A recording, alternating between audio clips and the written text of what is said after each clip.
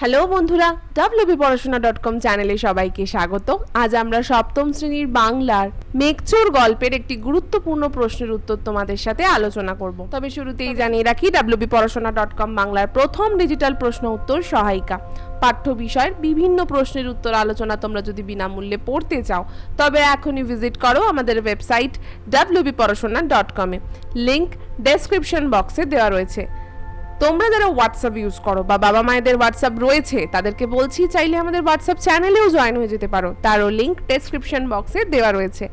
আর যারা এখনো আমাদের ইউটিউব চ্যানেলটাকে সাবস্ক্রাইব করোনি তাদেরকে বলছি, প্লিজ সাবস্ক্রাইব করে পাশে থাকা বেল আইকনটা প্রেস করে দাও। চলো শুরু করি আজকের আলোচনা। ভীষণ ইম্পর্টেন্ট একটা প্রশ্ন, মেঘচোর গল্পের বিষয়বস্তু আলোচনা করো। বেশ গল্পটা অন্যরকম, তো আমরা তোমাদের পুরো বিষয়টাকে বিভিন্ন অংশে ভাগ করে বোঝাচ্ছি।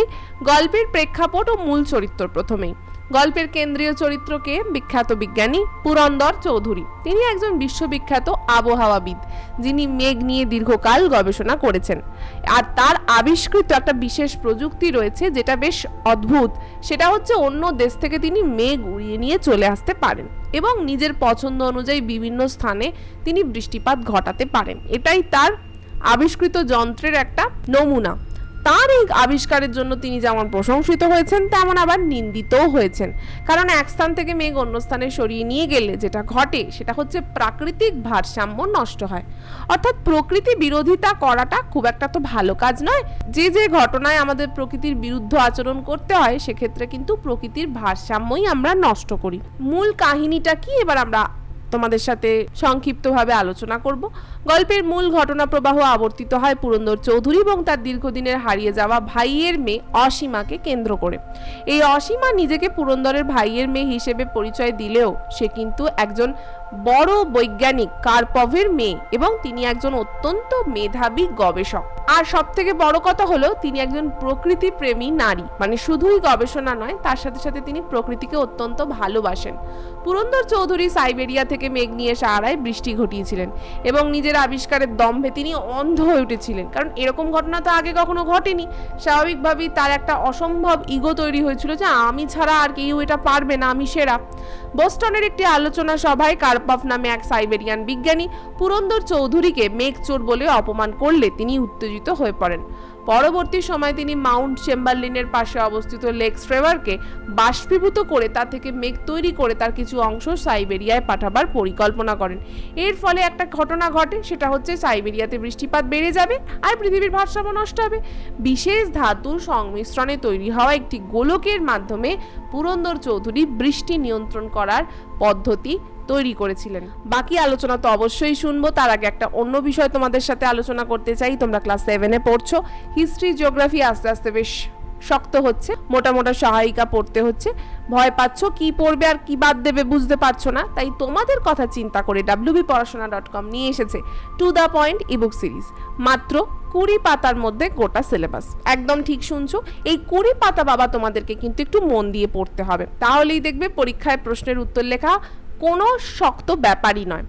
কি থাকছে প্রতিটা সাবজেক্টের প্রতিটা অধ্যায়ের সমস্ত ইম্পর্টেন্ট পয়েন্টস আমরা এই বুকগুলোতে একত্রিত করেছি।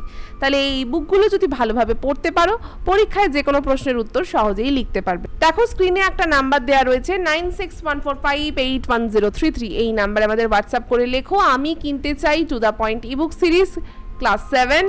যেটা কিনতে চাইছো সেই ইবুকগুলোর নাম লেখো। যদি দুটোই কিনতে চাও তাহলে সেটাই জানাও। যারা পুরো সেটটা কিনবে তাদের জন্য থাকছে একটা আকর্ষণীয় অফার। আর দেরি না করে এখনই আমাদের হোয়াটসঅ্যাপ করো। তোমাদের হোয়াটসঅ্যাপ পেলে আমাদের টিম তোমাদের রেসপন্ড করবে, পেমেন্ট পেজ পাঠানো হবে। সেখানে পেমেন্ট কমপ্লিট করার 24 ঘন্টার মধ্যে ইবুকগুলো আমরা তোমাদের হোয়াটসঅ্যাপ করে দেবো। আরও যদি কিছু জানতে চাও ওই একই নাম্বারে সোম থেকে শনি সকাল 11টা থেকে সন্ধে 6টার মধ্যে আমাদের সাথে কন্ট্যাক্ট করতে পারো। ফিরে এলাম আবার আলোচনায়, অসীমার আত্মপরিচয় ও বুদ্ধিমত্তা। এবার এই ঘটনার মধ্যে এই পুরন্দর চৌধুরী তো প্রকৃতির ভারসাম্য নষ্ট করছে এবং যা খুশি তাই করতে শুরু করেছে। এই অবস্থায় অসীমা তাকে মনে করিয়ে দেন এটি আসলে প্রকৃতির ওপর এক ধরনের দাদাগিরি বা চৌর্যবৃত্তি।